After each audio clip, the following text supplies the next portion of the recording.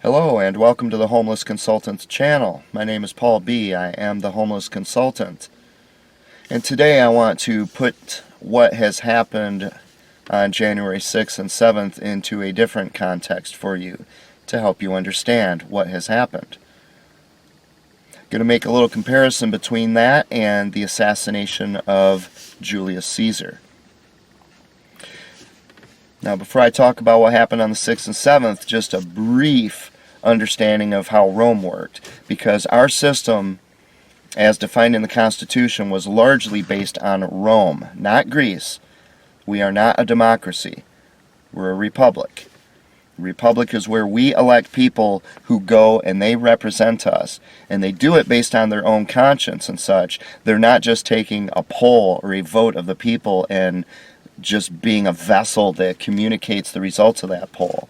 They make their own independent decisions, but because of that, they have limited power, and we are able, through free and fair elections, to get rid of them frequently if they don't do a good job. That's what keeps America stable and strong going forward for more than two and a half centuries at this point, up until now. The Roman system had a Senate. The Senate, the word Senate, S-E-N-A-T-A, A-T-E, S-E-N, the same root as senior. The Senate was people who had reached an age of maturity. Now, in the United States, we have a House where you have people who have not really reached an age of maturity, such as AOC, for example. See, even back in Rome, they understood that young people are rash. They make rash, hurried decisions.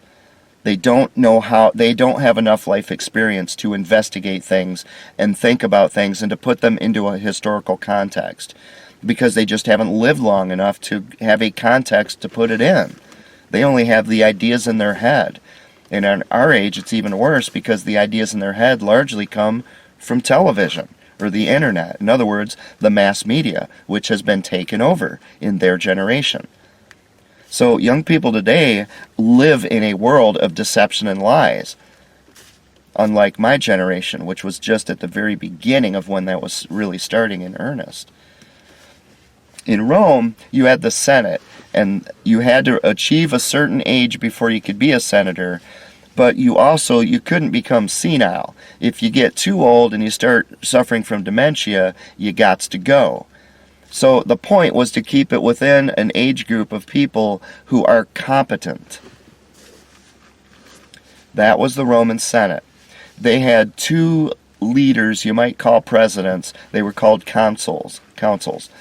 And usually the consuls were military beings. They could be political beings, but they were usually military. So they would have their own armies. They themselves, they would go out and they would do conquests around the world, and they would loot from where they conquered, and that's where they made their money, and they would use that money to pay their soldiers. So each of these consuls would have their own armies.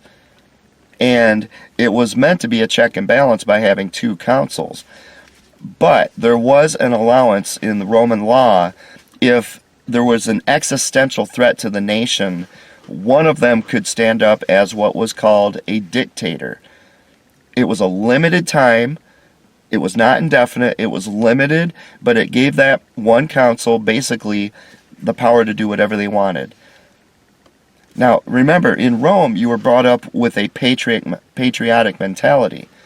In the United States, my generation was also raised to be a patriot to our nation, to never betray our nation, to always try to improve and strengthen our nation, for everybody's sake. They had that in Rome. So the odds of a Roman consul betraying the trust of the people and taking that dictatorship into another arena were slim. It was always there. People are what they are.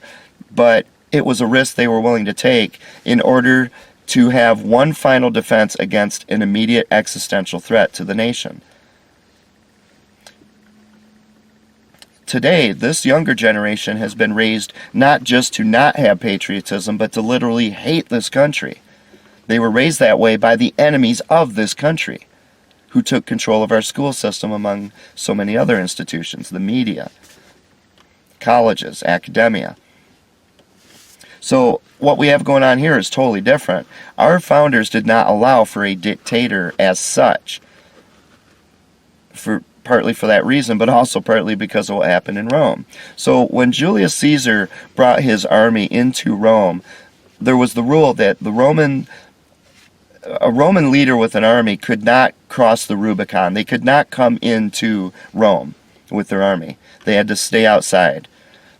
When Julius Caesar crossed the Rubicon, and that's where we get that phrase, he did something that was unprecedented. It was setting a precedent for any general in the future to bring their armies into Rome. And it dramatically increased the risk of Rome being overthrown by one of their own. That's the problem that we have today with these precedents that are being set, and no one doing anything about it. Most primary of which is what happened in this 2020 election, which has been happening in previous elections. People just didn't notice it, or many people didn't notice it. Some of us were trying to warn you. When Julius Caesar crossed the Rubicon, because of that, it upset and scared the senators. They felt that he was trying to take control, become a dictator for life, emperor, and all this. And I'm not going to get into what happened with Roman history there, okay? They were somewhat of a legitimate concern there, definitely. Okay? That is different than what we have today. Today we have President Trump, who is the polar opposite. He's the one who's doing everything possible to restore the very protections that prevent a dictator in America. That's all he's been doing for 4 years. Because those protections have been beaten down, such as Section 230, which protects all of these media giants, Twitter and YouTube and Google. It protects them from being sued into poverty and non-existence if they deprive American citizens of their First Amendment rights, for example.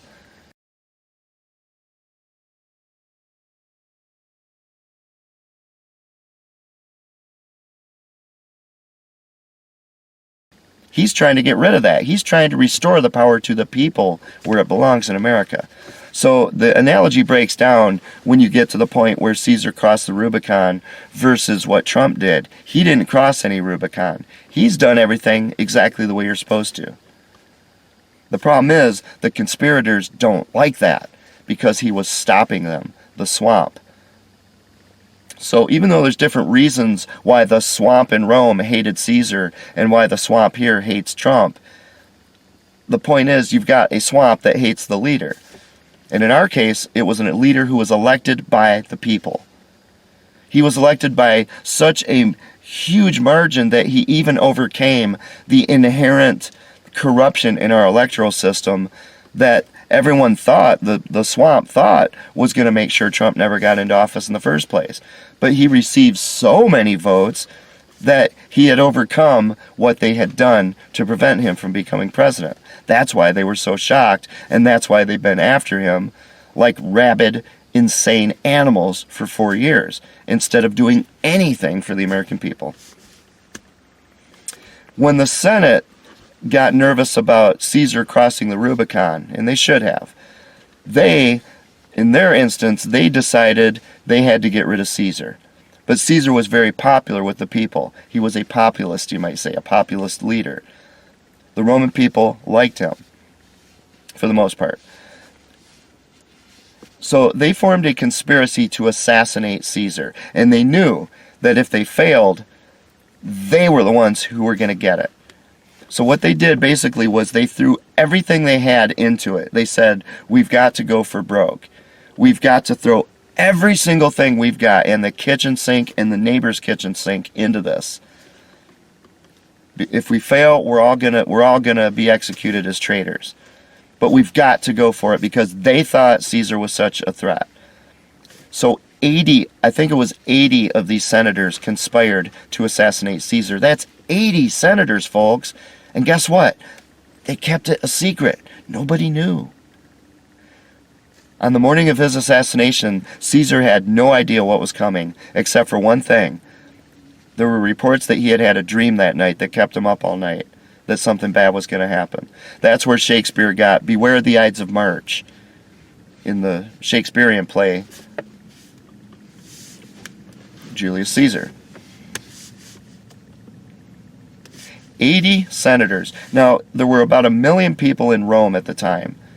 If you extrapolate that, that's very similar to the proportions that we have today for the number of conspirators who took part in this elections skullduggery, I have to call it, because of censorship that violates the First Amendment, that doesn't allow me to say the word that is normally associated with Benedict Arnold, which is what the word that would accurately describe what these people are engaging in.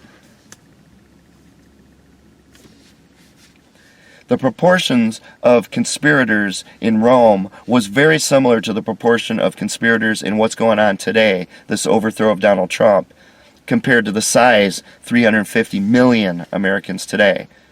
350 times larger population here than Rome had, and about 350 times larger than the 80 senators who conspired. They kept it a secret, and they didn't have a mass media that was willing to stand up for them and hide everything and prevent people from telling the truth, like these conspirators today have. So you honestly think they couldn't keep this a secret outside of the people? Learn some history, folks. It's been done before.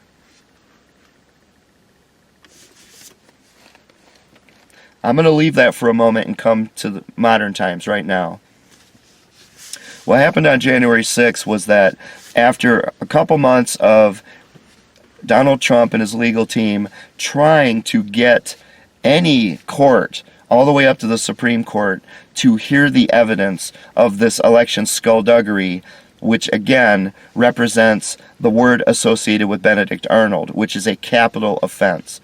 Remember, the senators knew that if they got caught doing what they're doing, the people doing what they're doing today, they knew if they got caught doing what they're doing, the law prescribes the remedy for that. They go through the judicial process, they are convicted by a jury of their peers, and at that level of crime against the United States of America, one of the punishments is capital punishment. They knew that. That's why they've thrown everything they've got in the last 2 months at Donald Trump. They are fighting for their lives. Trump is fighting for the existence of the United States of America. He's fighting for your life.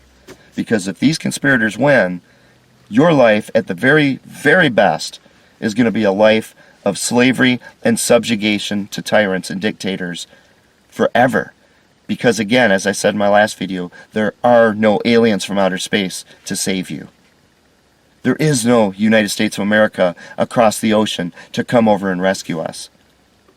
We're the last stand. When we fall, the entire world, all of planet Earth falls to this kind of totalitarian dictatorship. Ultimately, a communist or quasi-communist regime.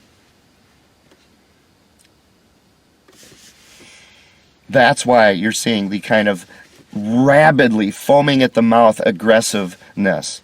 Nancy Pelosi knows what her punishment will be if she gets caught doing what she's done. She knows. And when you back someone to a corner like that, what's an animal do? An animal goes berserk.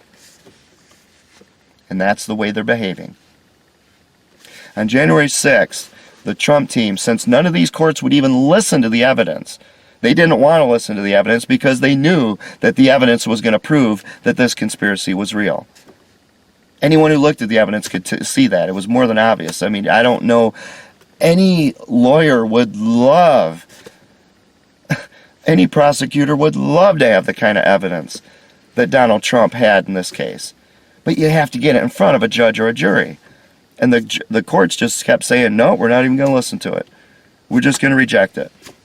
And of course, one of the greatest Benedict Arnolds of our time, John Roberts of the Supreme Court, I will not say his title because he's betrayed that title. He did the same thing with the Supreme Court, even though other justices wanted to hear this case. Justices with integrity, who love the country, wanted to hear the case. So that by January 6th, the only recourse he had, Donald Trump, was the Congress was going to meet to certify the electors. He had a couple avenues there. One of them was his vice president, the one who he brought in to be his second in command, the one that he trusted enough to take over the country competently, if anything happened to him, to continue this restoration of freedom for the American people and to continue the draining of the swamp. He trusted Mike Pence that much. And Mike Pence could have stood up there and said, these results are contested, they're questionable, there is enough evidence that these results were based on criminality. I'm sending this back to the states so the state legislatures could have voted themselves on who would be the president of the United States. And if that had happened, when you look at how many Republican and Democrat legislatures there are, Donald Trump would have won. But Mike Pence didn't do that. Mike Pence did. Mike Pence is to Donald Trump what Brutus was to Julius Caesar.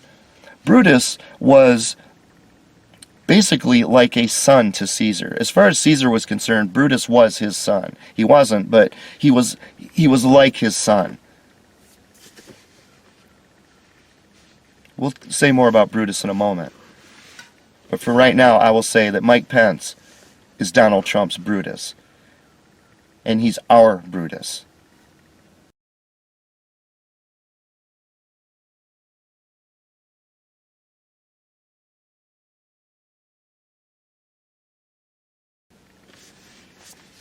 So the next step was to go and certify all the electors from these states. Now, the congressmen and the senators have the right to object.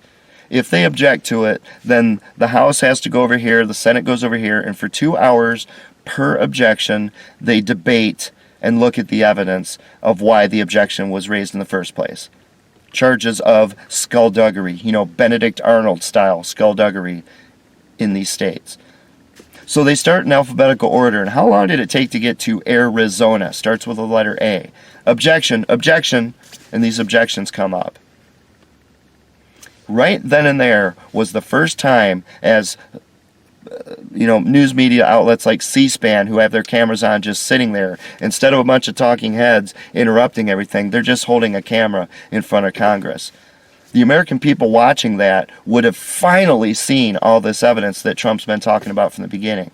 The evidence that I've seen by looking for it, instead of looking at the mass media, that says there's nothing.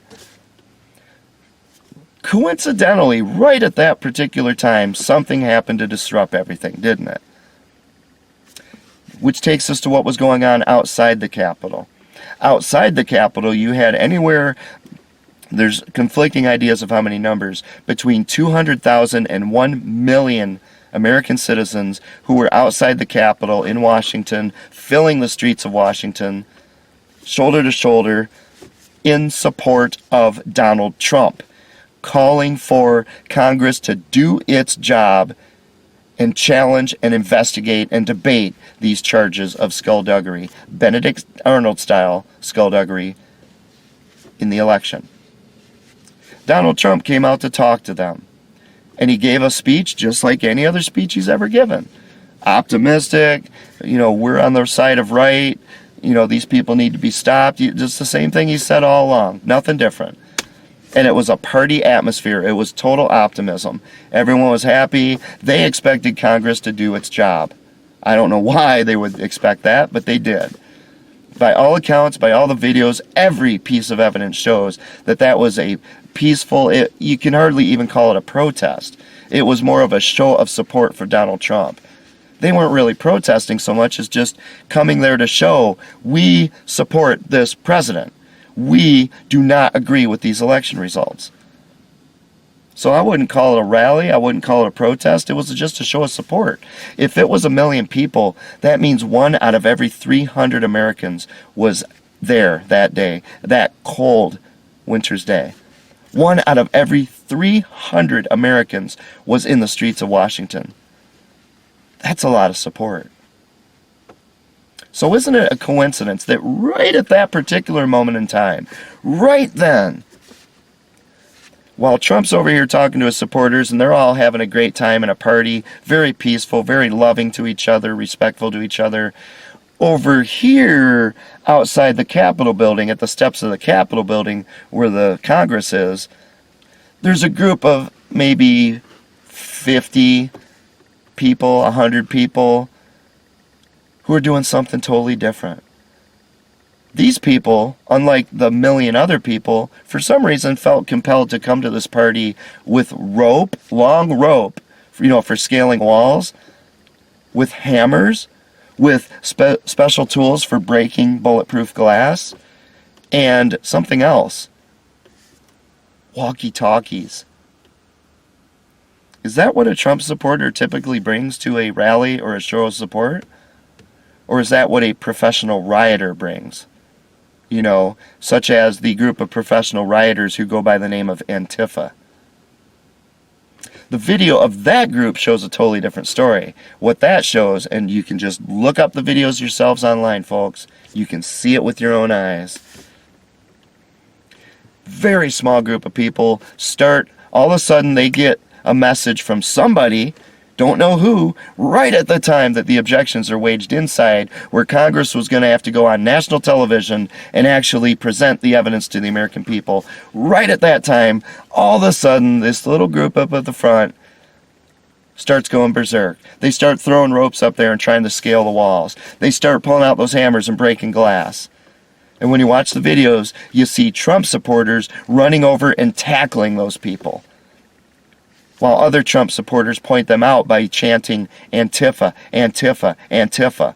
And as they do that, these protectors, these Trump supporters, come over and tackle them and stop them from attacking the Capitol building. See, that's what happened in the real world. What they say happened on the controlled mass media is the total opposite. They say Donald Trump was way over here at the other end, telling a million people, storm the Capitol building, burn it to the ground, bring Nancy Pelosi's head back to me on a platter. That's not what happened. That's not even in the same realm of reality of what happened.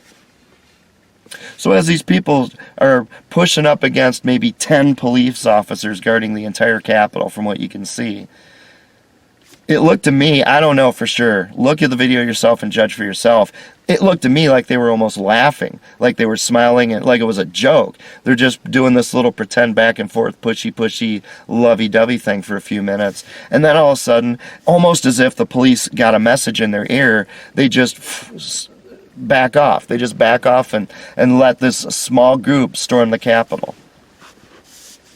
Now, along with that, because the purpose of that was to incite a riot, the million Trump supporters didn't bite. They didn't go for it. But a couple people did. And unfortunately, one of them was this Ashley, and please forgive me if I get her last name wrong. I don't have that much access to the internet, do I? I think it's Babbitt. But this Ashley, 14-year veteran of the Air Force, a Trump supporter, but also kind of sucked into this QAnon stuff. This QAnon's a whole nother weird thing. Okay, it doesn't matter what side of the political spectrum you're on, you can get sucked into weird things, whether you're left or right. She apparently got sucked into this QAnon stuff. Alright, remember, my first existential threat was cults and cult mentalities. Happens to everybody. It's not about politics, it's about being a human being. She was one of the, what you might call Trump supporters, who kind of followed this group into the Capitol building. Inside the Capitol building, and you can watch this video if you dare. If you dare to watch it. Because I've watched these kinds of things my whole life as I study this kind of thing, watching people get shot and killed by their governments in China, and in Cambodia, and in Vietnam, and in Russia. You can watch the video. This Ashley, they barricaded the doors inside the Capitol building. There's only one person outside of it holding a gun, a little pistol. There's several people inside with a bunch of cops with riot gear inside. This girl, Ashley, is climbing over a bunch of chairs, a barrier, so she's completely off balance and unstable. And this guy with a gun from about 6 feet away just bam, just shoots her through the neck. She falls straight back to the floor, paralyzed with her arms up, shaking a little bit. Just, you can see in her eyes, she's just thinking, I'm about to die. And she can't even talk. And a few seconds later, the blood starts coming out of her mouth. She was executed by that person with the gun. The person with the gun is one of the people who guards people like Nancy Pelosi, and Chuck Schumer. It was an assassination of an American citizen. An unarmed one who was completely off balance trying to climb over a bunch of stacked chairs. A threat to nobody. So what happened the next day? When Congress finally... Oh, I'm sorry, one other thing I've got to mention. When these people stormed the Capitol, they went into the House chambers, and watch the video again, folks. You can see it with your own eyes. You will not see it on CNN or MSNBC or NBC or Fox News, Benedict Arnold. But you'll see the video. When they get into the chambers, what do these congressmen do? These are the people who send your children off to die in wars. Stupid, pointless wars. They send your children to die. And what do when these people storm into the room? They cower down in their seats. They're laying down going, "Oh, no, don't hurt me." They're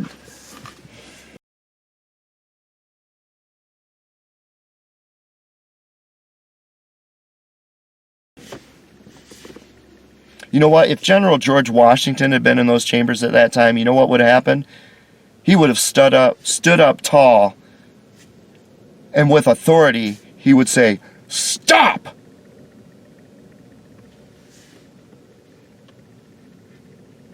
And if they didn't stop, he would make them stop. But George Washington would not cower down and go, "Oh, no, don't hurt me." He wouldn't do that. And he wouldn't do what Nancy Pelosi did either. Have a bunch of armed guards, this person who wants to take away everyone else's guns, have a bunch of armed guards escort you away in an evacuation. General George Washington would not have done that. I would not have done that. And I'm just a homeless guy. But that's what your members of Congress did. You can watch the video yourself. And they send your children to war. Oddly enough, they haven't done it in the last 4 years because we have a president who hasn't taken us into any wars, has he? But you're a couple weeks away from the next round of your children being sent into stupid, pointless wars that serve the rich and powerful only. Just like we had before Donald Trump was president.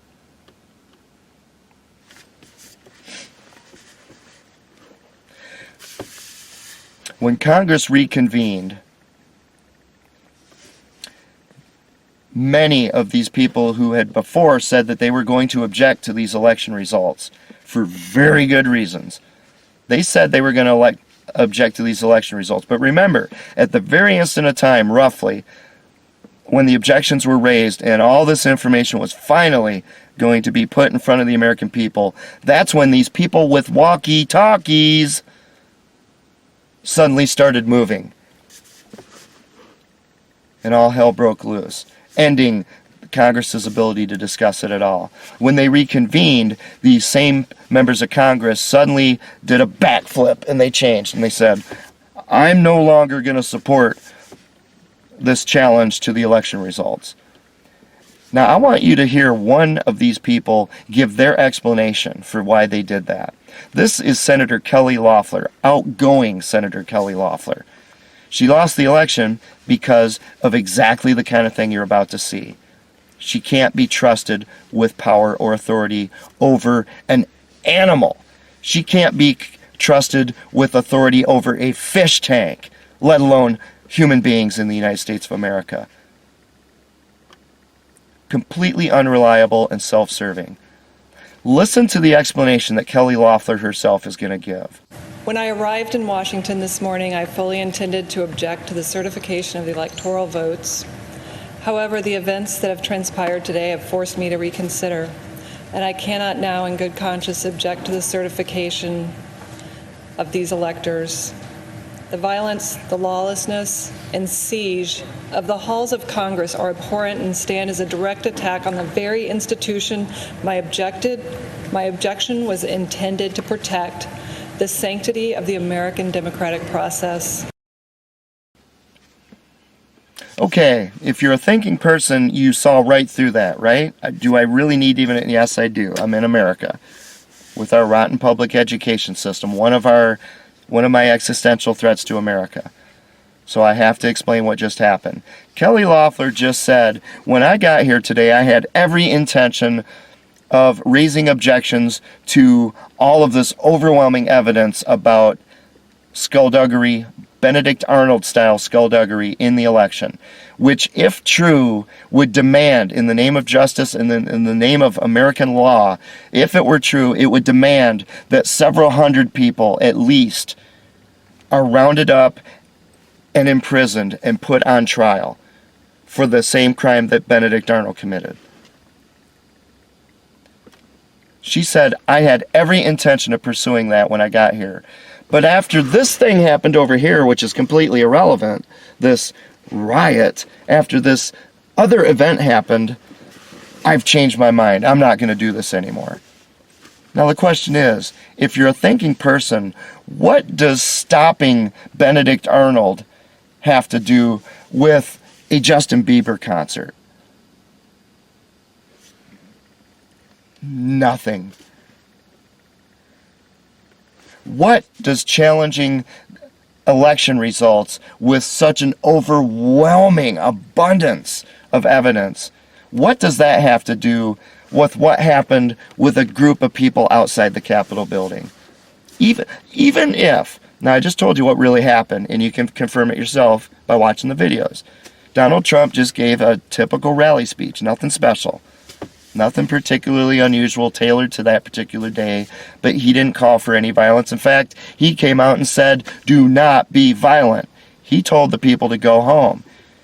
He said there is no excuse for violence. I will not tolerate. He spoke against the violence.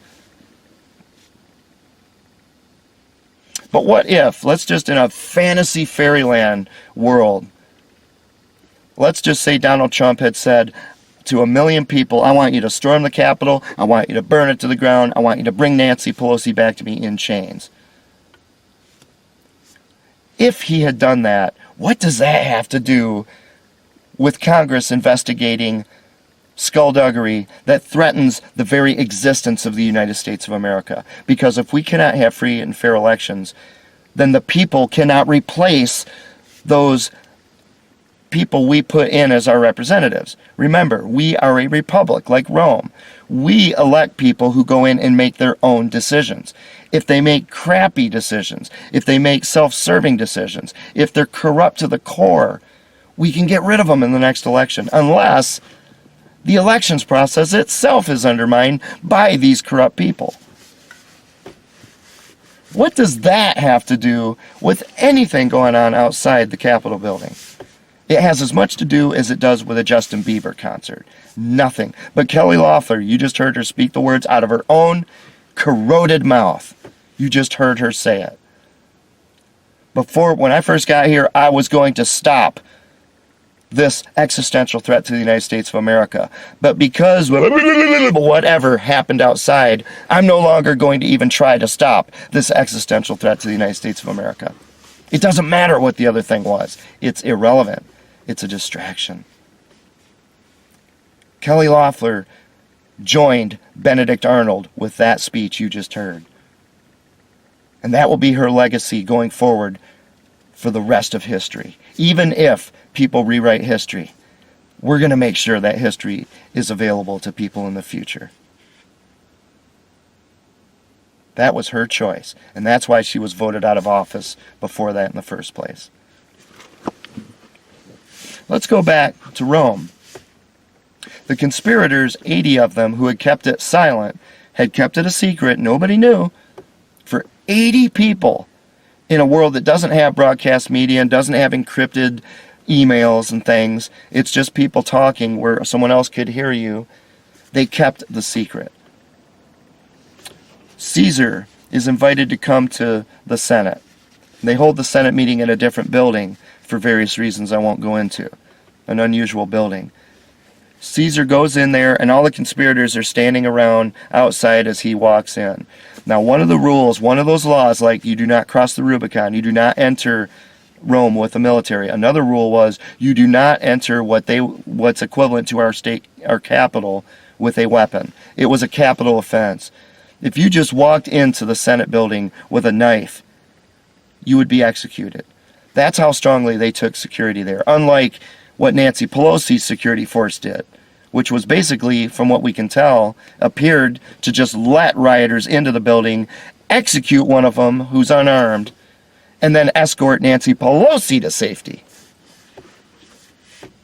In Rome, if you just enter the building with a knife, concealed or not, it's the death sentence.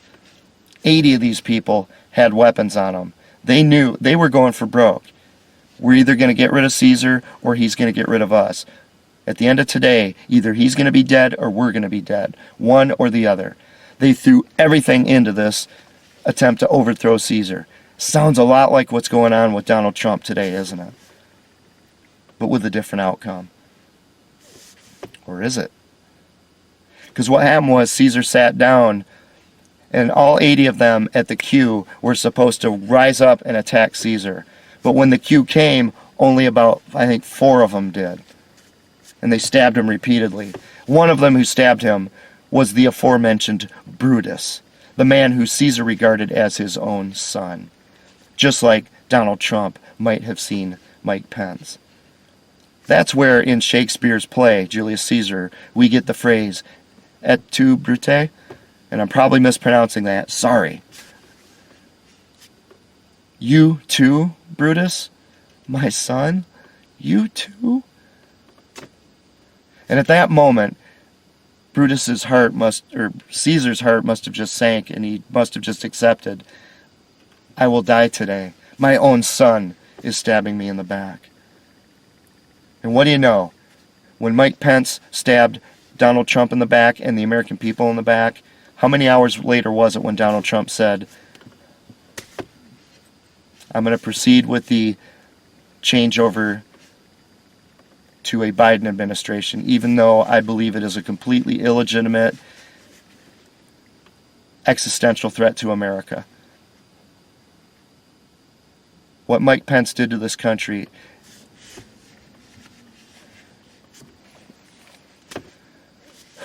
I'm not going to go there. Think about it for yourself. But only 4 people or so attacked Julius Caesar. All those other conspirators, all big huff and puffing, we're going to take out the big bad tyrant. They just sat back and did nothing when it came time. But then after Caesar was dead, they all went up and they stabbed Caesar to get his blood on their knife so they could say, I participated in this. When they left the building, here's what would have happened normally. The people of Rome would have taken each of those senators, ripped their body parts off of their body, set them on fire, built a pit which they would, a pit to hell, put their body parts in there, set it on fire, and curse these people eternally. That's what would have happened. But they used what's the equivalent today of a mass media to go out and tell a different story to the people. They spread disinformation and misinformation. So the people of Rome were totally confused as to what had happened. Was Caesar killed? Wasn't he? Who killed him? Who didn't? Why? There was so much disinformation that the people didn't know, hey, if the people of Rome had known these 80 people just killed Caesar, those 80 people would have joined Caesar in the grave that day. But they spread disinformation and confusion. And it gave them enough lead time so that they could get to safety. Sound familiar? No, don't hurt me. I've got to stay in power so I can send your children to die in a war that benefits me and my family.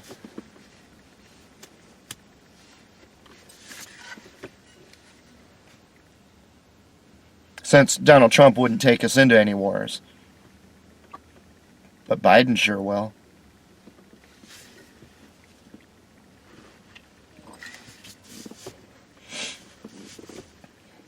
Remember that part of Roman law that was set for existential threats. If there's an existential threat, one of the consuls can be declared dictator. Not for life, it's a limited time, but he has full power.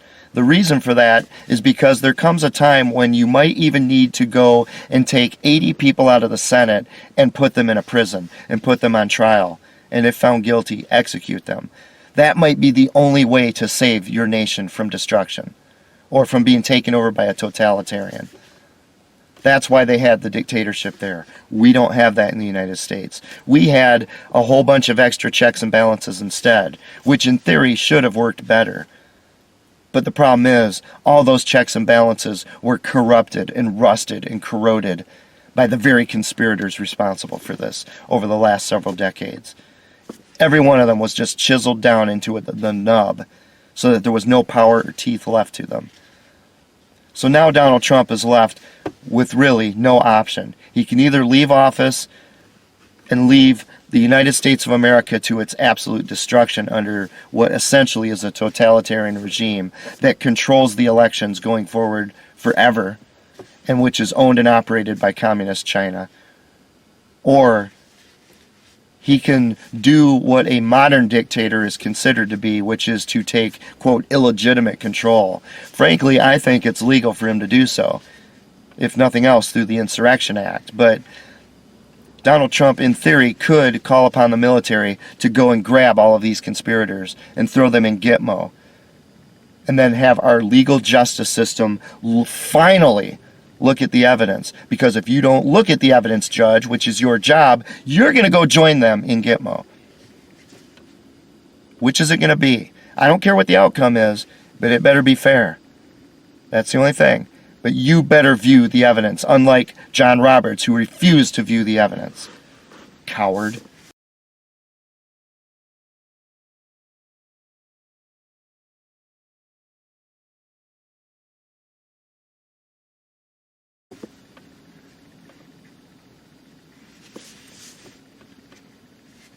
The founders would be so ashamed of this generation.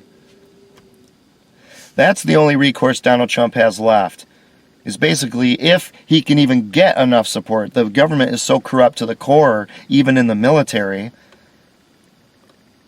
that he could get the military to basically what the media would call a coup. It isn't a coup, obviously.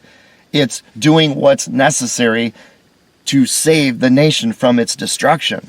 It's fighting a war against the enemies of the United States of America who have infiltrated and taken over our government. And yeah, a lot of people would hate him doing that. But at least, 80 million Americans, I think, would love him for doing that. But those same 80 million people would understand and forgive him if he didn't. Because we're in a no-win situation, and no one more than him. But because that possibility exists, that is why you are seeing this absolutely insane movement to either use the 25th Amendment or impeachment to stop Donald Trump in his last 2 weeks in office. That's why they're doing it, folks.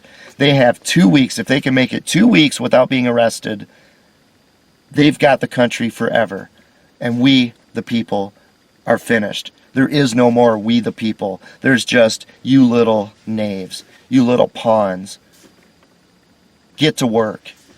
My ice cream costs $200. Get to work to pay for it. That's why they're trying to get rid of Donald Trump just a few weeks before he leaves office. In case you were wondering, why would even a Congress that's this corrupt and insane do something that monumentally stupid? They're doing it to save their own lives.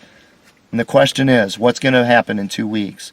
Are all of them going to end up in Guantanamo Bay where they belong so that we can get this sorted out properly with a real justice system? And there's no other president I would ever trust to do that except President Donald Trump.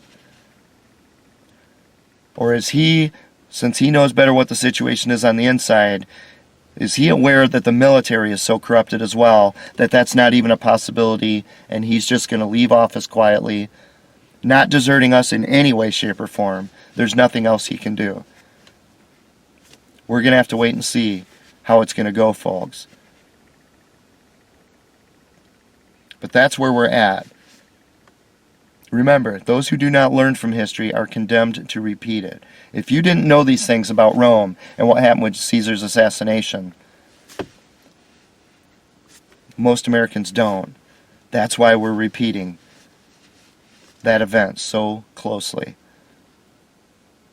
The conspirators there ultimately got away with it. And what did they end up with? They ended up with an evil empire. Yeah, it went on for several centuries, but it was an empire. It was ugly. It was a dictatorship. Things happened after that, such as, I don't know, a man in Judea who did nothing but go out and heal people and raise the dead was executed by that government, that empire. A man who hurt nobody and helped everybody. Because Caesar was the only God. That was, about 40 years after Julius Caesar's assassination. And they didn't even have a communist China who was in control of that empire. They were in control of their own empire. We've got the added burden of the most ruthless, evil, diabolical, violent, illegitimate government in the history of the world who controls our incoming leaders based on this skullduggerous election, Benedict Arnold. And that's all I have to tell you, folks. I wanted to go over what has happened, especially on January 6th and 7th, in a context that might help you understand why I take this so seriously and why you should take it so seriously. We'll see what happens, won't we? God bless you all, now and going forward. May He protect you from what is about to hit the people of this country. But the people of this country did nothing to stop it. They're going to get what they deserve. The problem is, I'm going to get what they deserve. And other people who stood up for what is right, we're going to get what they deserve. And I don't have an answer for that. Thank you all for watching.